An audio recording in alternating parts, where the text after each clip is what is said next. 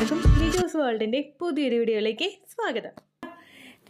ഇന്നത്തെ വീഡിയോയിൽ ഞാൻ സംസാരിക്കുന്നത് നിങ്ങൾക്ക് എല്ലാവർക്കും വളരെയധികം എഫക്റ്റീവ് ആയിട്ടുള്ള എളുപ്പത്തിൽ പ്രഗ്നൻസി കണ്ടുപിടിക്കാനായിട്ട് സഹായിക്കുന്ന ഒരു ടിപ്പിനെ പറ്റിച്ചാണ്. അപ്പോൾ അതെന്താണെന്ന് നമുക്ക് ഡീറ്റെയിൽഡ് ആയിട്ട് നോക്കാം. വീഡിയോ നമുക്ക് സ്റ്റാർട്ട് ചെയ്യാം. സാധാരണയായിട്ട് നമ്മളെല്ലാവരും ഓവുലേഷൻ സമയങ്ങളിലാണ് പ്രഗ്നന്റ് ആക്കാനായിട്ട് ഫിസിക്കൽ കോണ്ടാക്ട് ചെയ്യുന്നത്.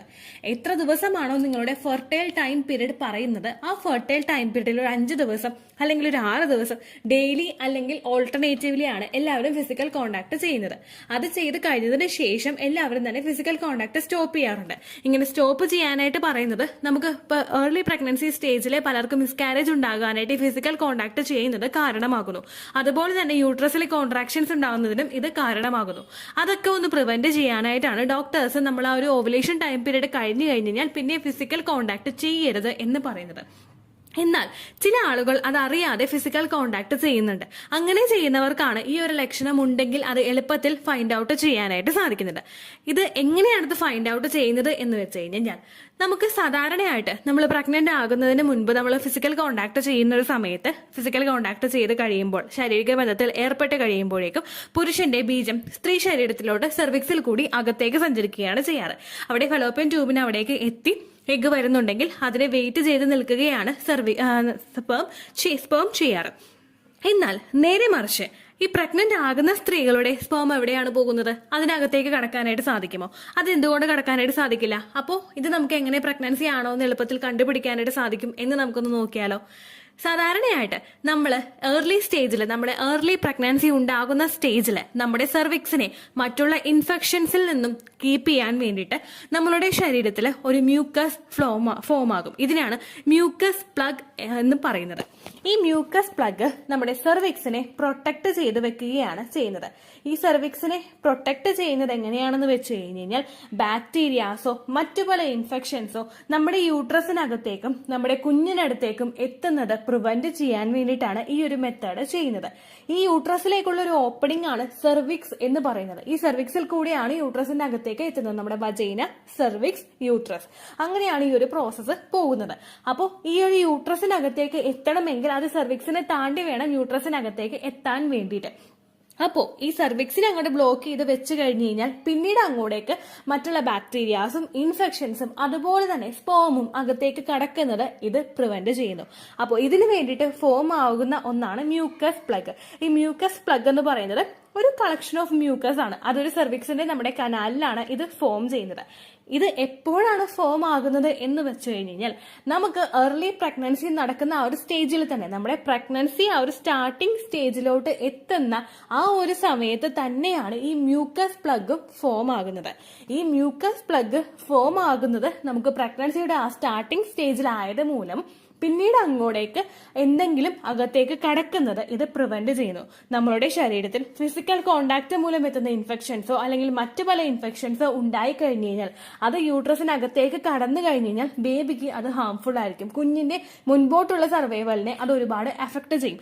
അതൊന്ന് പ്രിവെന്റ് ചെയ്യാനായിട്ടാണ് മ്യൂക്കസ് പ്ലഗ് ഫോം ആവുന്നത്.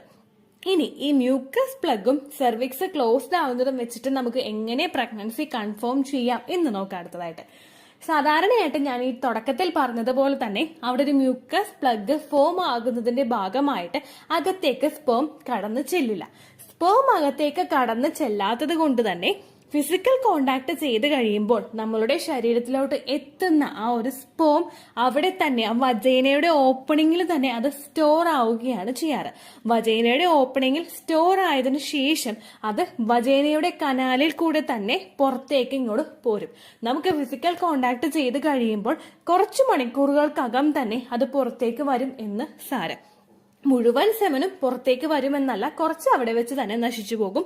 ബാക്കിയുള്ളത് പുറത്തേക്ക് പോരും.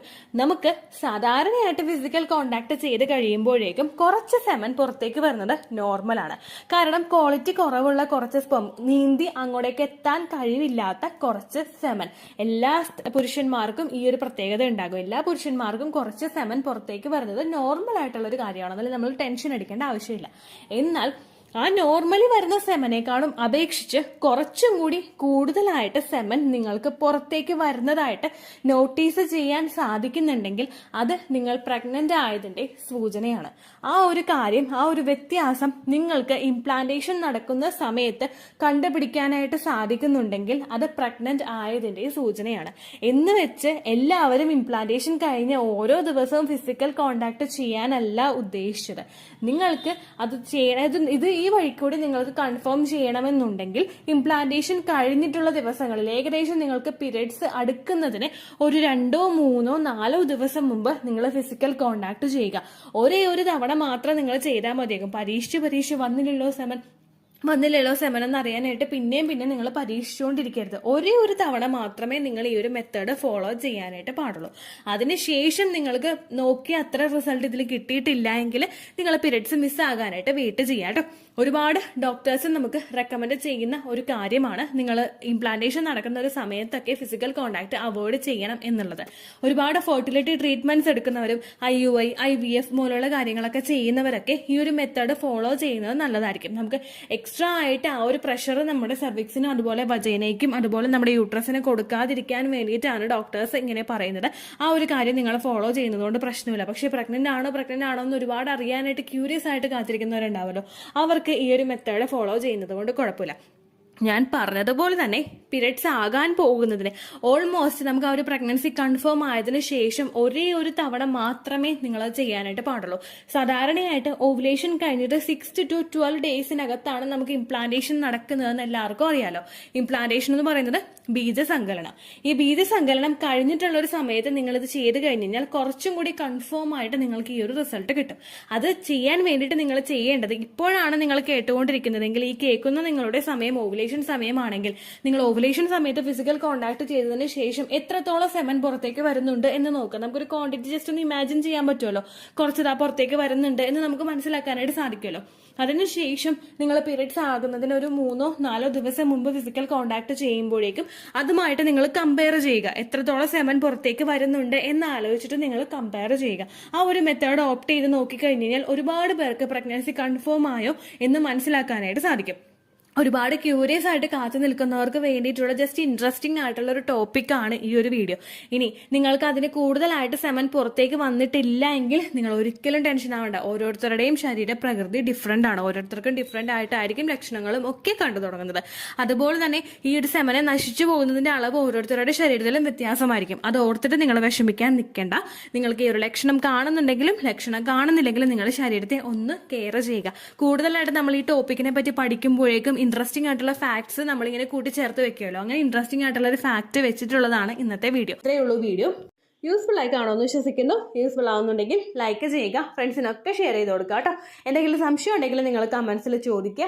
പണ്ടത്തെ വീഡിയോയ്ക്ക് കമന്റ്സ് ഇടുന്നവർക്ക് റിപ്ലൈ ലഭിക്കുന്നില്ലെങ്കിൽ ലേറ്റസ്റ്റ് ആയിട്ട് ഞാൻ ഏത് വീഡിയോ ആണ് അപ്ലോഡ് ചെയ്യുന്നത് അതിന് താഴെ കമന്റ് ഒന്ന് കോപ്പി പേസ്റ്റ് ചെയ്യാനായിട്ട് ശ്രദ്ധിക്കുക കേട്ടോ. അതുപോലെ ഓവുലേഷൻ ഡേറ്റ് കാൽക്കുലേറ്റ് ചെയ്ത് തരാനായിട്ട് റിക്വസ്റ്റ് ചെയ്യുന്ന ആളുകൾ എത്രയാണോ സൈക്കിൾ ലെങ്ത് അത് മെൻഷൻ ചെയ്യാനായിട്ട് ശ്രദ്ധിക്കുക.